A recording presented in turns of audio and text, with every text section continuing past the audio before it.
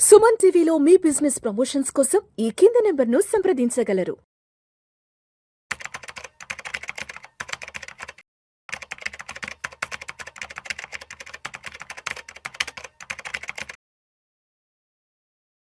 చక్రధర్ గారు నమస్తే సార్. నమస్తే అండి. చక్రధర్ గారు, ఇండియాలో ఉన్న బెస్ట్ పిఎంఎస్లు ఏమున్నాయి?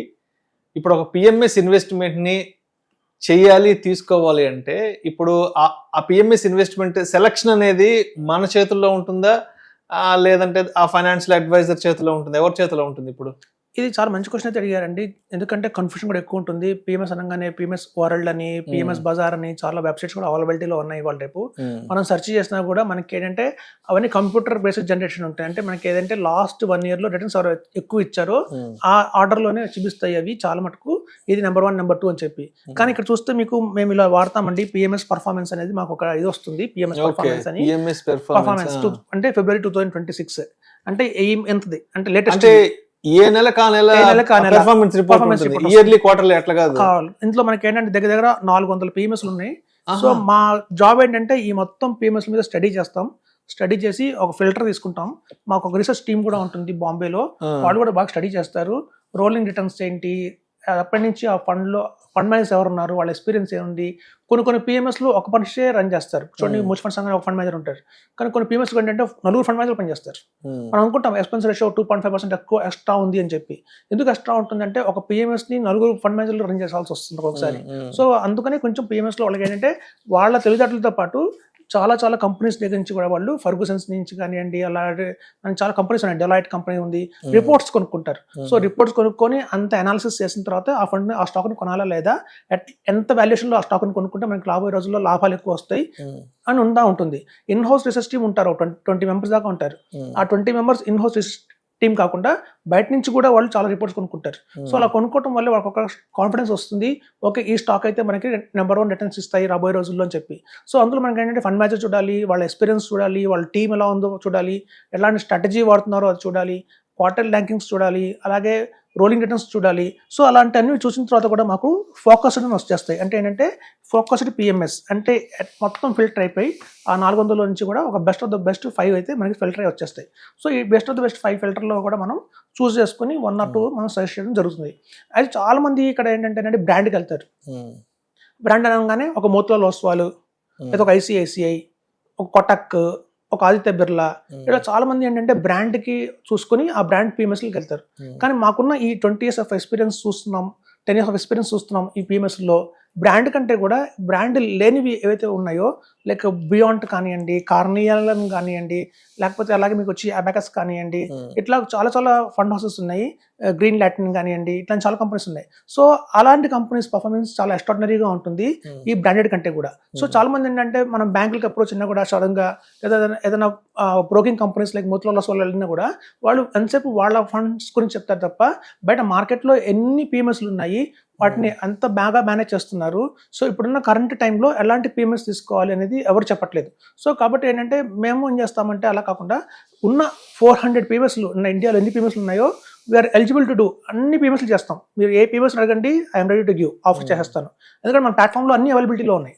సో అలా అన్ని అవైలబిలిటీలో ఉన్నాయి కాబట్టి మనం రైట్ చాయిస్ ఇవ్వడం జరుగుతుంది కస్టమర్కి. సో మీకు ఈ టైంలో ఎంటర్ అవుతున్నారు కాబట్టి ఎట్లాంటి టైంలో ఇలాంటి పిఎంఎస్ తీసుకోండి, ఇది మీకు బాగుంటుంది చెప్తాం. అట్ ద సేమ్ టైం మేము ఒకసారి పిఎంఎస్లో ఇన్వెస్ట్మెంట్ చేసిన తర్వాత 3 yearsకి రివ్యూ చేసుకుంటాము. అందులో కంటిన్యూ అవ్వాలా, వేరే పిఎంఎస్కి మూవ్ అవ్వాలా అని చెప్పి.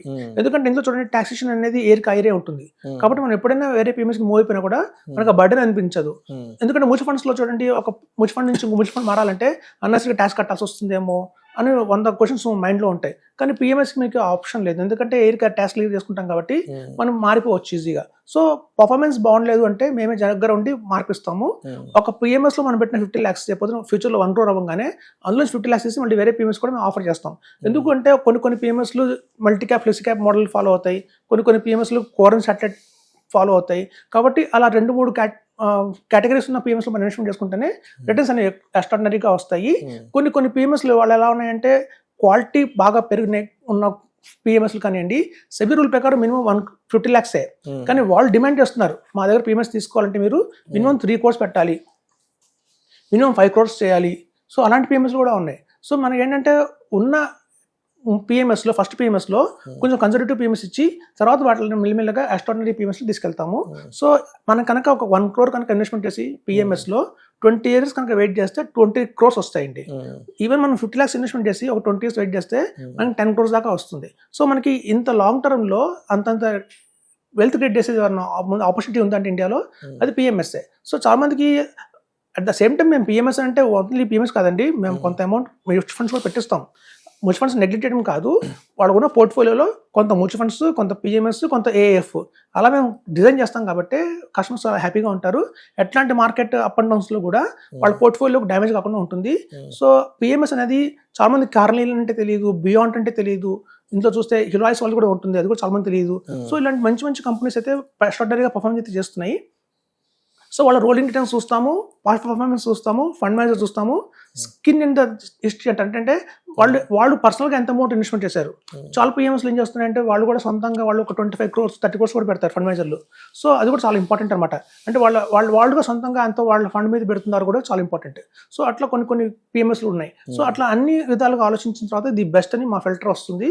సో అట్లా మేము ఫోకస్డ్ PMSలు కొన్ని సెలెక్ట్ చేస్తాం. అలాగే even AIF alternate investment fund తీసుకున్నా కూడా మనకు కూడా ఇలాగే ఫోకస్డ్ ఆల్టర్నేట్ అని వచ్చేస్తుంది. సో ఇక్కడ మాకు ఇందులో ఏంటంటే మొత్తం ఉన్న ఇండియాలో ఉన్న బెస్ట్ AIF ఏది, ఈక్విటీ AIF, డెట్ AIF అన్ని కలిపి మనకు ఒక హిస్టరీ వస్తుంది. సో రీసెర్చ్ చూస్తాం.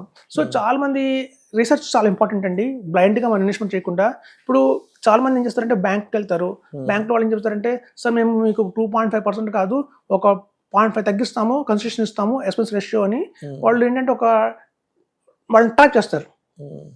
ఎప్పుడు కూడా ఎక్స్పెన్స్ రేషియో చూడకూడదు. ఎందుకంటే ఎక్కడైనా క్వాలిటీ PMS ఎప్పుడు కూడా మనకి కన్సెషన్ ఇవ్వదు, డిస్కౌంట్స్ ఇవ్వదు.